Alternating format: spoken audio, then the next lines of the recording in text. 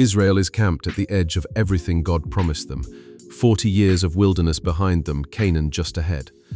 So Moses sends 12 men in to scout the land. 10 come back shaking.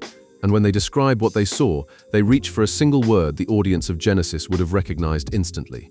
A word that should have stopped them cold. We saw the Nephilim there. The descendants of Anak come from the Nephilim. Numbers 13, verse 33. Wait. The flood was supposed to be the end of them. Every Nephilim drowned, the human line preserved through Noah and his family. The slate wiped clean.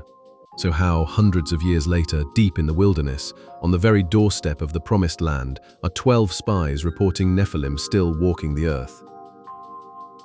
Through this lens, Numbers 13, and the one question the flood was supposed to have closed forever. If you're just joining us, here's last time in brief. Genesis 6 opens with the sons of God, divine beings, the watchers of ancient tradition, descending and taking human wives. Their offspring were the Nephilim, the mighty ones, the men of renown, the world filled with violence, until God's response was the flood. Not arbitrary rage, a cleansing, aimed with precision at a bloodline gone wrong at the root. And the text tells us it worked. Noah's family goes into the ark. The flood wipes the slate, and the Nephilim line is gone.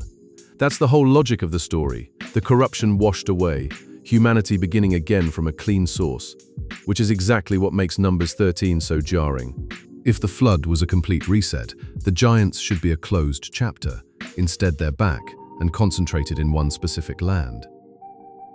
So how do we explain it? The most straightforward answer is the one many reach for first.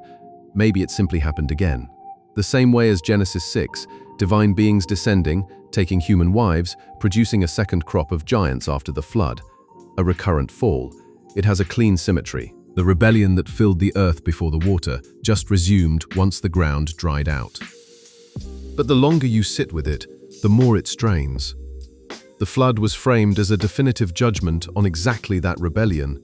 For it to simply repeat makes the flood a temporary inconvenience, not a verdict. And there's a second problem. The earliest traditions about the Watchers, the book of 1 Enoch among them, say the offending beings were seized and bound in darkness, precisely so it could never happen again. And the New Testament seems to know that tradition.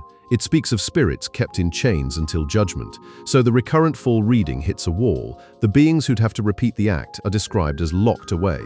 It's not impossible, Scripture leaves room, but it's untidy. It asks the flood to have failed at the one thing it was for.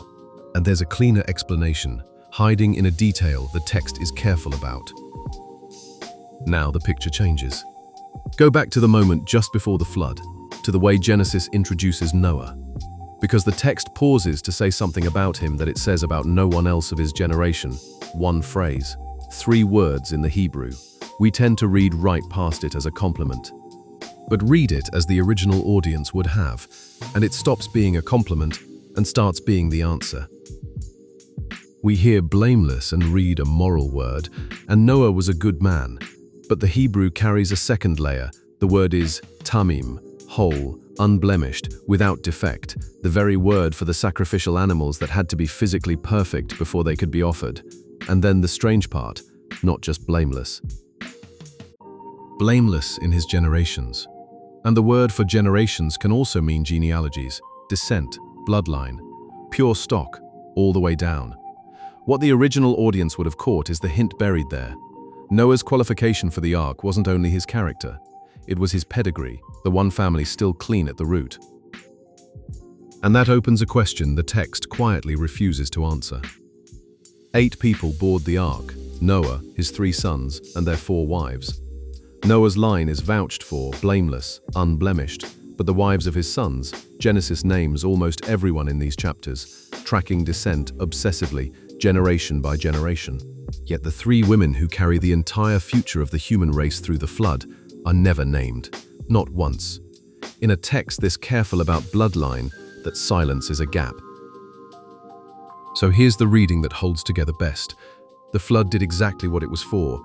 It ended the first incursion completely. Every Nephilim gone beneath the water. Noah's own line was certified pure, but the corrupted ancestry didn't need a second rebellion to survive. It only needed one unscreened door, an unnamed wife, carrying the Nephilim inheritance through the single bottleneck the flood allowed. The line wasn't recreated after the flood. It was carried through it. The giants in Canaan aren't a new fall. They're a remnant. Now step out of the biblical world for a moment. Look at this animal, a liger, the offspring of a lion father and a tiger mother. They can top 900 pounds. The largest on record, a liger named Hercules, comes in around 922. Feel the size of that number. A full-grown lion runs about 400 pounds, a tiger 450. Their hybrid doesn't land somewhere in between. It nearly doubles either parent. And that's not disease or overfeeding. It's the predictable result of a cross between two different kinds. The mechanism behind it is the key to everything we just read. The mechanism is called genomic imprinting. In some species, certain genes switch on or off depending on which parent they came from, including genes that govern growth. In a lion, the mother's growth-limiting genes keep cubs in check. Cross a lion father with a tiger mother, and the brakes and the accelerator no longer match. Paternal genes pushing for size, with no maternal brake to answer. The result isn't a slightly bigger cat, it's gigantism. Now read Genesis 6 once more, with that in front of you. A pairing between two different kinds, divine beings and human women, outside the natural order. And the offspring? Mighty ones, heroes of old, men of renown, giants.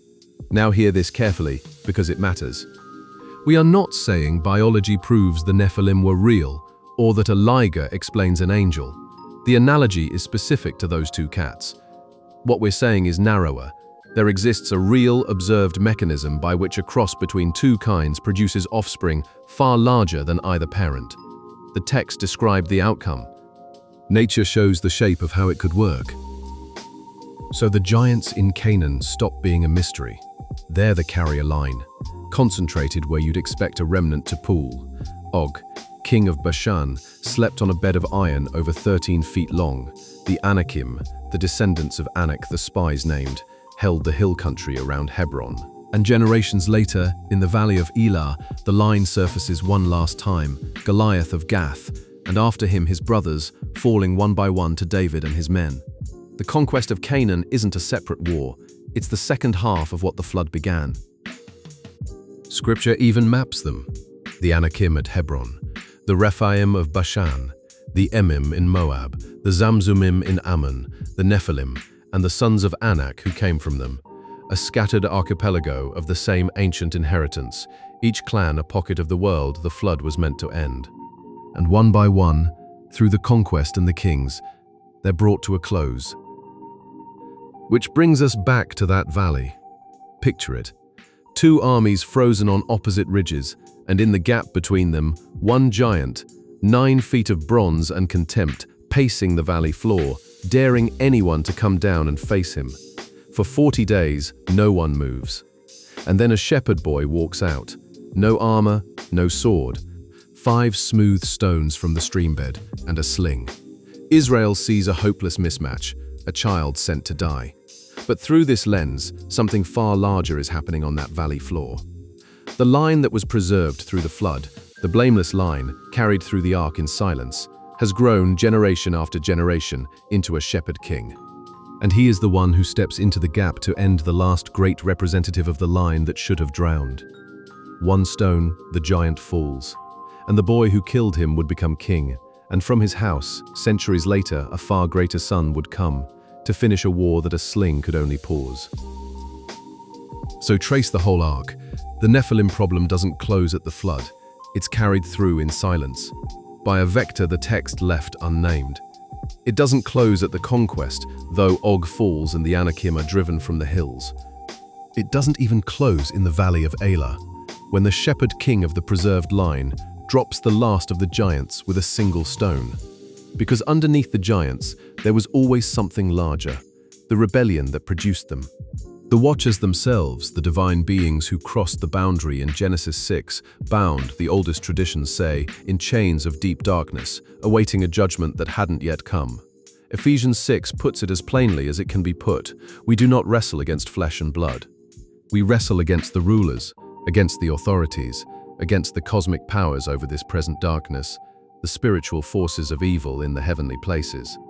The giants were only ever the visible edge of an invisible war, and a war like that doesn't end with a flood or a conquest or a king.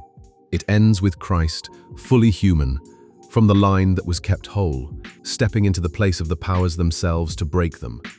The Watcher's rebellion didn't end at Mount Hermon, and the reversal. There's a specific mountain where Jesus stages it, but that's a story for another episode, through this lens. Ancient wisdom, modern clarity.